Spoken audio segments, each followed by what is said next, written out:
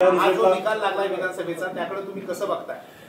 असं आहे की आमची जी अपेक्षा होती तसा हा काही निर्णय नाही, पण शेवटी लोकांनी दिलेला निर्णय आणि त्यामुळे मी माझ्याकडं अधिकृत काही माहिती नाही तोपर्यंत आत्ताची जी व्यवस्था आहे त्याच्यासंबंधी भाष्य करू इच्छित नाही.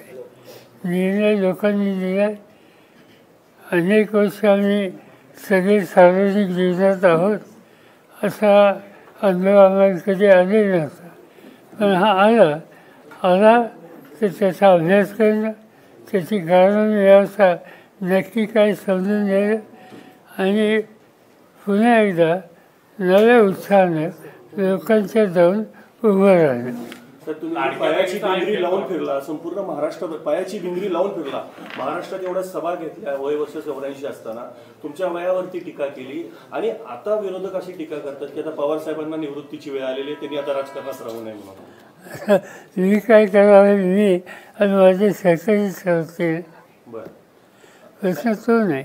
लाडक्या बहिणीचा इम्पॅक्ट या निवडणुकीमध्ये दिसतो का? कारण सरकारनं प्रमोटिंग लाडक्या बहिणीचं साहित्य प्रामुख्याने केलं होतं. असं आहे की जी माहिती आम्ही घेतो लोकांच्याकडनं कुठं वाढले असं आत्ताच्या अखेरीवरून दिसते. कदाचित हे कारण असू शकते. लोकसभेमध्ये ज्या पद्धतीचा निकाल लागलेला होता, महाविकास आघाडीला जो फायदा झालेला होता, ज्या जागा आलेल्या होत्या, त्यानुसार त्यावेळेलाची एक जनतेची महायुतीवरती जो असलेला रोष आहे तो रोष अजूनही तसाच आहे, असा काही ग्रह निर्माण झालेला होता का? आणि त्यामुळे प्रचार यंत्रणा कमी राबवली गेली का मग याकडून? असं दिसत नाही. ही गोष्ट खरी आहे की लोकसभेच्या निवडणुकीमध्ये ज्या प्रकारची भूमिका महाराष्ट्राच्या जनतेने घेतली त्याच्यामुळे थोडंसं आम्हाला लोकांच्यात एक अधिक विश्वास होता. त्या अधिक विश्वासाच्यामुळे जेवढं आक्रमक रीतीनं या सण कॅम्पेन केलं, बघायचा प्रयत्न आम्ही केला, त्याहीपेक्षा अधिक काम करायची गरज असावी असं अर्थ दिसतं. समन्वयाच्या बाबत काय सांगाल? कारण समन्वय या निवडणुकीमध्ये दिसून आला का महाविकास आघाडीमध्ये? नाही, त्याचा काही फारसा उपयोग नाही. पण मी आता महाराष्ट्रात जवळपास सगळ्या जिल्ह्यात फिरलो आणि तिथं काही राष्ट्रवादीचाच उमेदवार होता असं नाही, काँग्रेसचा काही ठिकाणी होता, उद्धव ठाकरेंचं काही होतं.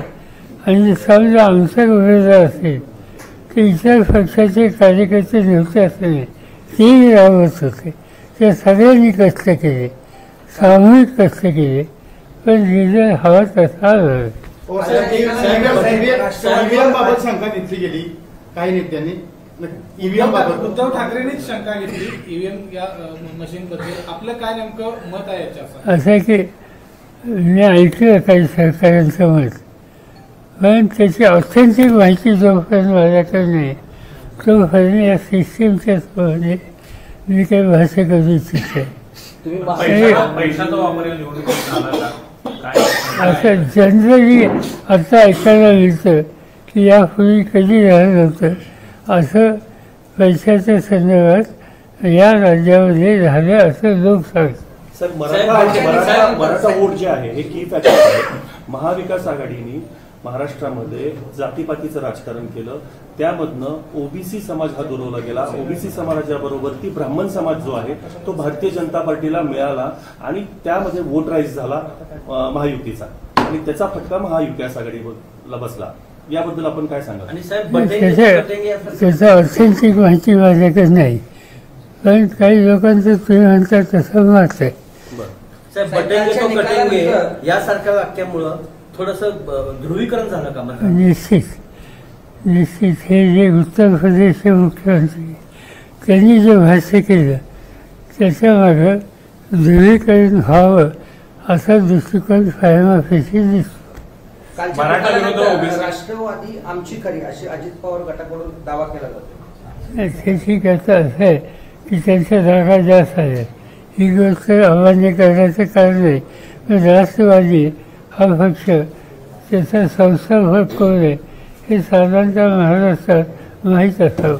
साहेब, मराठा विरुद्ध OBC. बारामतीकरांनी लोकसभेला तुमच्या पारड्यात यश टाकलं आणि आता विधानसभेला खूप मोठ्या प्रमाणात अजितदादांच्या पारड्यात टाकलं. असा बदल नेमका का केला असावा बारामतीकर? त्याचा बघायला कालच गरज होती, गेल्या चौकशी करावंच लागेल.